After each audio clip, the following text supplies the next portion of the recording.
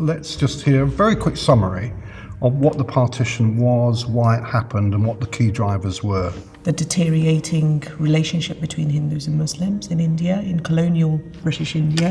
I think one of the key dates that you see this unfolding is in 1940 with the Jinnah in the Lahore Resolution declaring the two-nation theory and talking about how it is impossible now for Hindus and Muslims to live together. What you have is also World War II taking place at the same time. And you also have the Quit India movement taking place in 1942.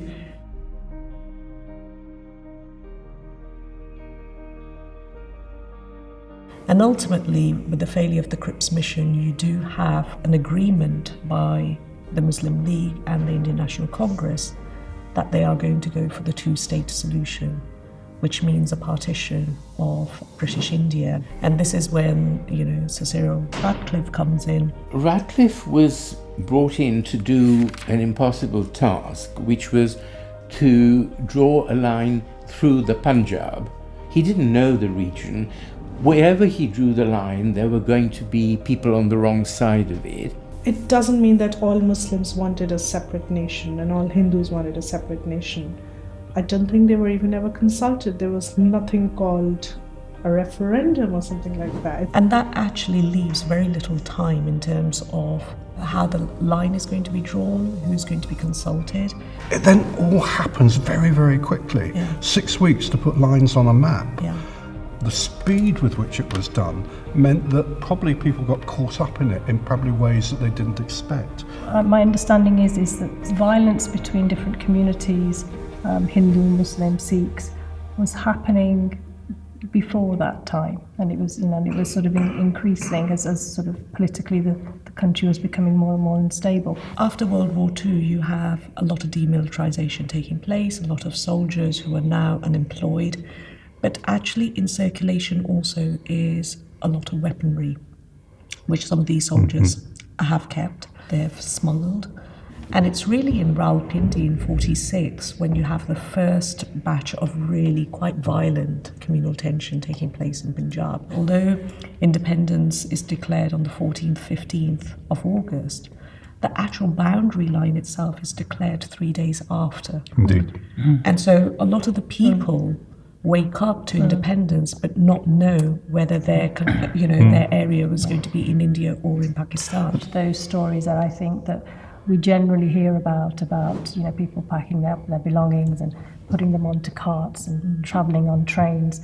The stories of burning trains and buses, stories from people who have shown me scars on their bodies from where they have been cut with swords and knives, etc. as they were trying to escape. Communities that lived very peacefully together for a long, long time were suddenly seen as enemies, and that trust was gone. You raised a very interesting point. They lived in peace, Yes. and they lived, alongside each other before. So could there have been a different solution? Congress very much wanted a one India, if you like. The falling empire or the rulers just wanted to make a quick getaway. And I think they just wanted to get out there as quick as possible, left a lawless society. The end result was the death of, over 1 million people, neighbours killing each other.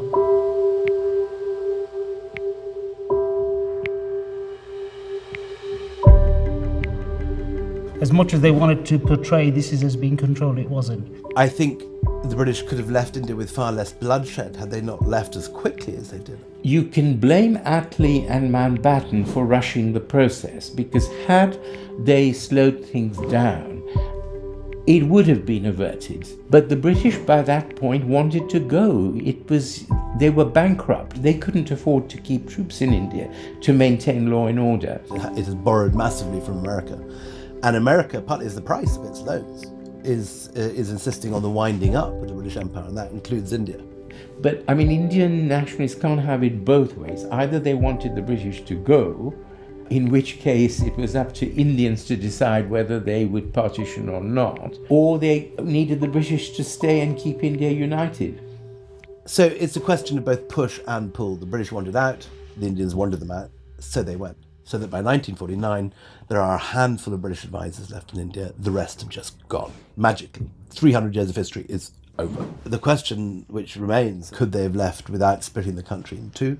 The British would like to portray that it was done in a methodical, peaceful manner, and to some extent it was, because by the time they leave, a lot of the military and the bureaucracy is largely Indianized, so it's actually in Indian hands. But one of the problems also is of how the Indian National Congress, when it's in power, how it rules. And one of the things that it doesn't do is it doesn't accommodate the Muslims. And so there's this fear that once the British leave, how are they going to be treated under what was then seen as a Hindu Raj? All the key players really did not imagine that there was be this mass migration of people. We're talking about, around 15 million people who were forced to flee their homes. The fact that they weren't prepared for it shows that they didn't envisage this to happen. Pakistan was a new state. India had already existed. This is something I would like to actually contest, because India is also new. So the idea of that geographic boundary that we know as India is created in August 47. The advantage India has over Pakistan is that it's got an existing infrastructure. And that's a big advantage. Yeah. Whereas Pakistan is having to start It's having afresh. to start from scratch. Yeah. People were not essentially fighting for a nation. I think they just got drawn into it because of fear of the other person. It was not told, it was not informed, people were not given time. The religious fundamentalists would organize speeches and rallies how someone's coming to attack them, which is not true.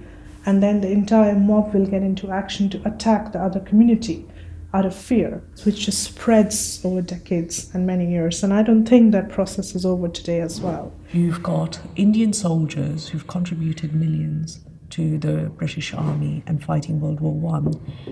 And what do the British do? They repay them with what is effectively an enclosed area where they're shot at by General Dyer, and you've got the loss of life. And that is seen as a reward for their contribution to World War I. And that actually acts as a key catalyst for then demanding freedom. Is it that they didn't want to take advantage, or is it that they couldn't? What were the real issues underneath? I think that needs exploring a lot more. So Radcliffe is drawing a line. We know that he didn't get very much help in that. We know that he's under a lot of pressure of time.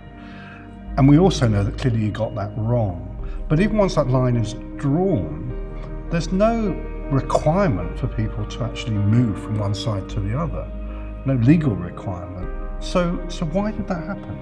The sense that I get is that this has happened, we have to leave. Right. Which is very different. The compulsion is almost that this place where we are is no longer home. Is no longer safe. I think it's actually more the safety rather than the home. Yes. Because a lot of people were still very much attached to their ancestral homes. I agree with that, yes. And they didn't want to leave their homes until it became absolutely necessary. And the people that are leaving often say, well, we just packed our bags and left. But we thought once things settle down, we'll come back to our home. So they thought it's only a temporary thing. It's a temporary thing, and what they didn't realise is that this would become a permanent solution. People were celebrating because to many it brought joy, particularly the ones who had networks, who had class connections. Even those for whom partition was announced, not everybody was affected in the same way. So people who had networks and better relations and kinship ties, they probably migrated far before. But definitely people were celebrating, and those who were affected were not. I haven't come across anything to commemorate the event. So in nation's memory as well, it is about independence and partition. What they want to remember about the past is independence, not partition. If you ask someone in Punjab and in Bengal, what they were doing or how they remember 14th August or 15th August 1947, that will differ quite considerably to if you go to South India, for example, right? So they will remember independence, but you talk to anyone in Punjab or Bengal, they will talk about partition because they remember the upheaval that was taking place in that period. Given the tragedy that surrounded the events, is it something that we should celebrate? Should we celebrate these independences? Some people will celebrate it, but actually for a lot of people this was a hugely tragic thing. And how do you celebrate that? Whereas in Pakistan, actually, it is about getting sovereignty and actually getting, self-governance and self-rule. And it's about getting freedom from Hindu domination. Whereas in India, yes, it's part of that freedom struggle. But again, it differs quite considerably, because if you go to Punjab in India, they will remember this period very differently. And it is those people, really, who pay the price for this. But ultimately, both states think that this was a small price to pay for. But ask those people, their lives have been completely turned around. They've been uprooted from their homes. Much later, when you have people from those countries migrating to places like Britain, there was a very mixed community that we lived amongst. There was Muslims, there were Sikhs, there were Hindus. And there was no kind of differentiation, but there was this kind of, this love of your neighbour, because essentially everybody was Indian. And often they will also share stories of how the other community helped them, cross over the border.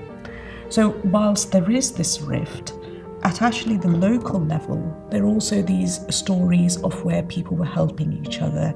And I think sometimes it's important to remember those as well. We've had a fascinating discussion. And I think we've all learnt from it, and we'll take stuff away from it. So I just want to thank you all for sparing the time and sparing your thoughts. So thank you very much. Thank you for having us.